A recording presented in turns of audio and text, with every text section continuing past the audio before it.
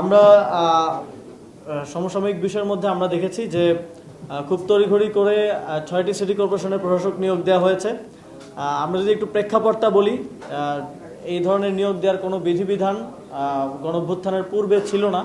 গণঅভ্যুত্থানের পরে যখন অন্তর্বর্তীকালীন সরকার দায়িত্ব নেওয়ার পরে দেখা গেল যে বিভিন্ন সিটি কর্পোরেশন পৌরসভার মেয়ররা জনপ্রতিনিধিরা পালিয়ে গেছে এবং অনেক জায়গায় ফ্যাসিবাদের দোসররা সেই জায়গাগুলোতে বসে বসে দেশের পরিস্থিতি অস্থিতিশীল করার চেষ্টা করছে। তখন সরকার এই বিধানটা করে যে সরকার চাইলে যে কাউকে প্রশাসক হিসেবে অপসারণ করতে পারে, মেয়রকে, এবং প্রশাসক হিসেবে নিয়োগ দিতে পারে। কিন্তু অন্তর্বর্তীকালীন সরকার সঙ্গত কারণেই এই আইন থাকা সত্ত্বেও তার কিন্তু ব্যবহার করা হয়নি। শুধুমাত্র এক জায়গায় সেটা ব্যবহৃত হয়েছে, আর কোথাও সেটা ব্যবহৃত হয়নি। সঙ্গত কারণেই আমরা গণতন্ত্রকে মূল্যায়ন করতে চেয়েছিলাম এবং সেখান থেকে স্থানীয় সরকার নির্বাচন দেওয়ার এক ধরনের সদিচ্ছা থাকলেও রাজনৈতিক নানা ধরনের বাস্তবতা আপনারা জানেন সেটা দেওয়া সম্ভব হয়নি। কিন্তু আমরা দেখলাম যে রাজনৈতিক সরকার দায়িত্বে আসার সাথে সাথে যেখানে জনগণের ভোটে নির্বাচিত জনপ্রতিনিধিদের থাকার কথা, সেখানে তারা তাদের দলীয় বিভিন্ন সময় বঞ্চিত কিংবা নির্বাচনে হেরে যাওয়া প্রার্থীদেরকে এক ধরনের সেখানে প্রাইজ পোস্টিং করলেন এবং 6টি সিটি কর্পোরেশনের প্রশাসক হিসেবে নিয়োগ দিলেন। আমরা মনে করি এটা এই যে নতুন বাংলাদেশের কথা আমরা সবসময় বলি, তার সেখানে গণতন্ত্রের জন্য হুমকি স্বরূপ। এবং আমরা মনে করি যে দীর্ঘ 1.5 বছরেরও বেশি সময় ধরে স্থানীয় সরকার প্রতিষ্ঠানগুলো জনপ্রতিনিধি শূন্য এবং এর ফলে দেশের জনগণকে প্রত্যেকটা ছোট ছোট কাজে নাগরিক সেবার ক্ষেত্রে ভোগান্তির শিকার হতে হয়।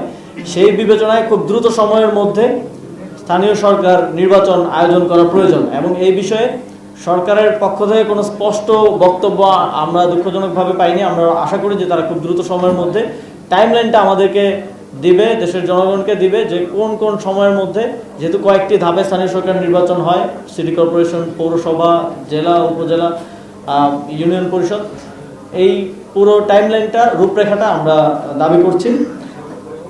এবং আমরা দেখেছি যে প্রশাসক নিয়োগ দেওয়ার ক্ষেত্রেও সেখানে স্বচ্ছতার অভাব রয়েছে। সেখানে নির্দিষ্টভাবে মেয়াদ উল্লেখ করা নেই। সেখানে প্রজ্ঞাপনটি দেখে মনে হচ্ছে যে আমৃত্যু হয়তো তারা প্রশাসক থাকবেন, এইভাবেই সেখানে লেখা আছে। অথচ সরকারি যে কোনো চুক্তিভিত্তিক নিয়োগের ক্ষেত্রে কিন্তু সময় সীমাটা উল্লেখ করা গুরুত্বপূর্ণ। 6 মাস, 1 বছর, 2 বছর, স্বাভাবিকভাবে আমরা এই প্রক্রিয়াতেই দেখে থাকি সরকারের চুক্তিভিত্তিক নিয়োগগুলো হয়ে থাকে। আপনারা জানেন যে আমরা দেখেছি গত 2 দিন যাবৎ এক ধরনের ভয়ের রাজত্ব কায়েম করার চেষ্টা করা হচ্ছে। আমরা মনে করি যে যেই পুলিশের মাধ্যমে এই যে বিভিন্ন জায়গায় রেডের নামে সাধারণ জনগণকেও এবং সাংবাদিকদের উপর হামলা হয়েছে, আপনাদেরও কয়েকজন সহকর্মীর উপর হামলা হয়েছে বলে আমরা জেনেছি। আমরা এই ঘটনার তীব্র নিন্দা জানাই। আমরা মনে করি সরকার এটার মাধ্যমে জনগণকে এক ধরনের ভয়ের মধ্যে রাখতে চাচ্ছে, একটা ভয়ের মেসেজিং তারা করতে চাচ্ছে। এবং আমরা শুনেছি যে স্বরাষ্ট্রমন্ত্রী তিনি বলেছেন যে এখন আন্দোলন করা যাবে না, রাস্তা অবরোধ করা যাবে না।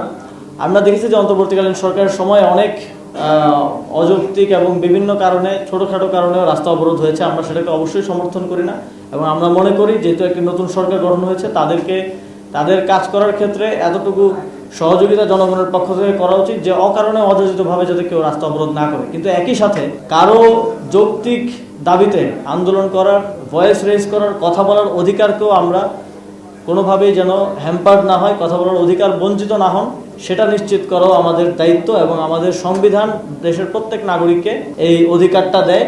এবং কিন্তু সরকারের পক্ষ থেকে আমরা দেখছি যে একদম একাধারে সকলকে কোনো ধরনের আন্দোলন করা যাবে না, এই ধরনের কথা বলা হচ্ছে, যেটা গণতন্ত্রের পরিপন্থী, আমাদের সংবিধানের পরিপন্থী। এবং আমরা এই ধরনের অ্যাপ্রোচ আগের সরকারের সময় দেখেছি যে বিরোধী দলমত যে কোনো কিছু নিয়ে নামলেই দলমত নির্বিশেষে সেটার উপর দমন পীড়ন চালানো হতো। তো আমরা সরকারের প্রতি আহ্বান জানাবো, এই জনগণকে বিভিন্ন রেডের নামে হয়রানি করা এবং এই সাংবাদিকদের উপর হামলা, সাধারণ জনগণের উপর হামলা, মারধর অকারণে যথেচ্ছভাবে করা, এগুলো বন্ধ করতে হবে। এবং আমরা জানি যে প্রত্যেকটি থানায় কিন্তু ইনফরমেশন আছে যে কারা মাদকের কারবারি করে, কারা চুরি করে, কারা ছিনতাই করে।